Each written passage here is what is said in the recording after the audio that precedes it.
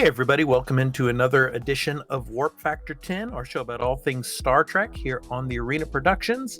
And in this episode, I'm going to be recapping and reviewing Star Trek Lower Deck Season 4, Episode 6, titled Parth Ferengi's Heart Place. So before I get into it, just want to let you know that this is going to be a spoiler-filled episode. If you have not watched the episode yet, please go to Paramount Plus and watch the episode and then come back and enjoy this recap and review of Star Trek Lower Deck Season 4, Episode 6. So with that said, let's go ahead and jump into it. So Stardate 58901.5. So another Ferengi ship gets obliterated by the mystery ship. So this mystery ship is, throughout this season, we've been seeing it. It's blown up a Klingon bird of prey. Of course, it's destroyed a Romulan warbird. It's destroyed, now a Ferengi ship and all. Like I said, it's going to be interesting to see when this mystery ship comes into contact with the Cerritos. But anyway, what's interesting is you had an updated portable version of the Genesis device. So another shout out to the original series movies, just like the probe from Star Trek 4, the Voyage Home. In the opening credits, you could see. So I'm surprised, really, that a planet wasn't terraformed after the destruction of the ship. But so the Cerritos travels to Ferenginar to help the Ferengi submit an application to begin the process of joining the Federation. And it's funny how the Admiral thinks it's going to be an easy task, even telling Captain Freeman that she should brush up on her notary skills. It is funny, but Captain Freeman, she's not seeing any of that. But we get Rom, the brother of Quark from DS9. He's now the Grand Nagus, and it seems he's brought progressive change, and this mysterious ship basically has been disrupting Ferengi trade routes, and Rom is seeking Federation assistance. So that's what kind of spurred on this diplomatic mission here. So Rom and the first Quark bust out the ceremonial bust of good fortune for the Admiral of the USS Toronto, and then give him the ceremonial invoice for the bust with the friends and family discount. I love that. I thought that was so funny. But then we get to the new lieutenants, obviously new tasks for them on Ferenginar. So they're getting travel guide duty. So bars, restaurants, clubs, and Boimler in his coffee fix. I mean, Boimler, he's always thinking of this as like some type of a competition or whatever, and he's always stressing out over it. So Rutherford and Tindy, they're assigned to pretend to be married and review stuff.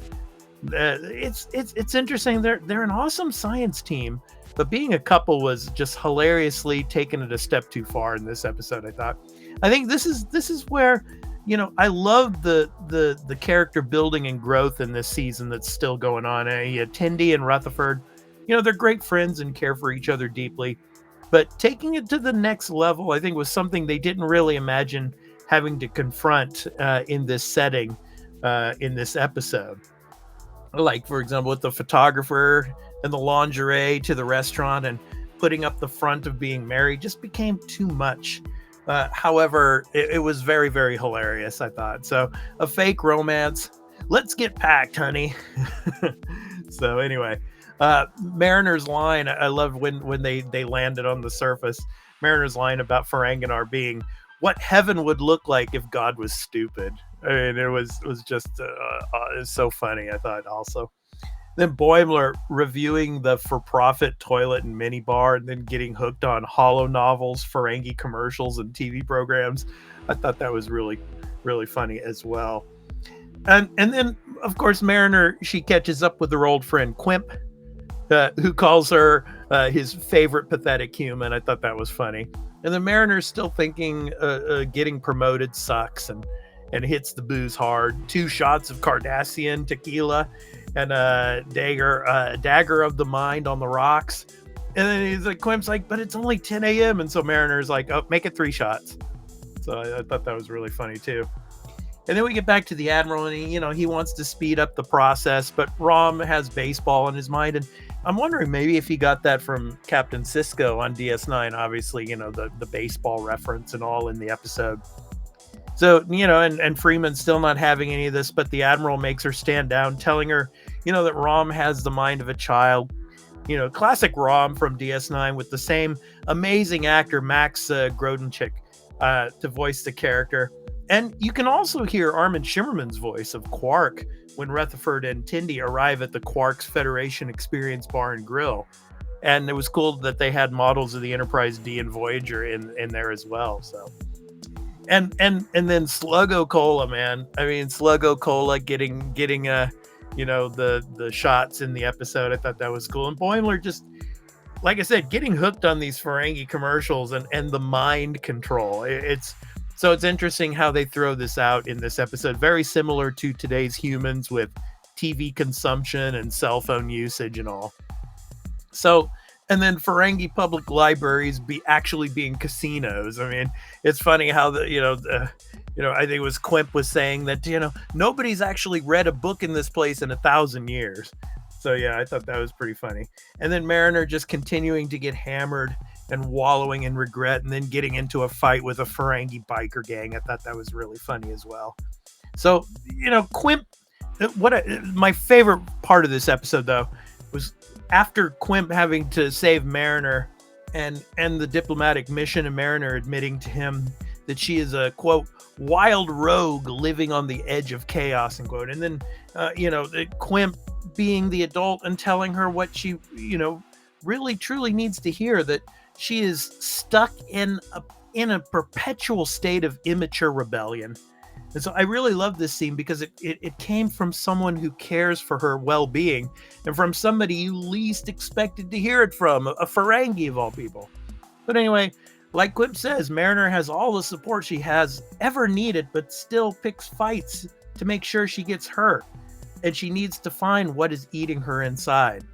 And I think hopefully we'll get more the answer to that more and more as the season progresses, and so that she can come to terms with that and move beyond that. So then that memorial to the Dominion War and the woman sobbing at the lost income. Is there no justice in this galaxy? I thought that was so funny. But I love the end when finishing the negotiation and Rom and Freeman throwing in the 8th rule of acquisition, stating small print leads to large risk. So by swindling like a true Ferengi, Rom sees basically the respect of Ferengi culture, and then Rom signs the standard papers to start the first steps in the Ferengi joining the Federation. And then at the very, very end, Boimler watching 8 straight hours of Ferengi programming, and then Ransom having the Ferengi authorities drag him out. It just topped off another hilarious episode. This season has been great. There's only 4 more episodes left, so it looks like they're really going to have to come into contact with that mystery ship soon.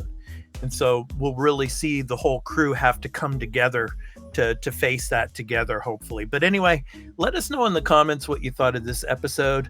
I'd really love to hear from you. And we're really looking forward to bringing you another recap and review episode of Star Trek Lower Decks next week, when episode 7 drops of this season 4. So anyway, I've been your host, Expat, and we look forward to dropping another episode here next week for you here on the Arena Productions. So anyway, live long and prosper, and we hope to catch you in the next one.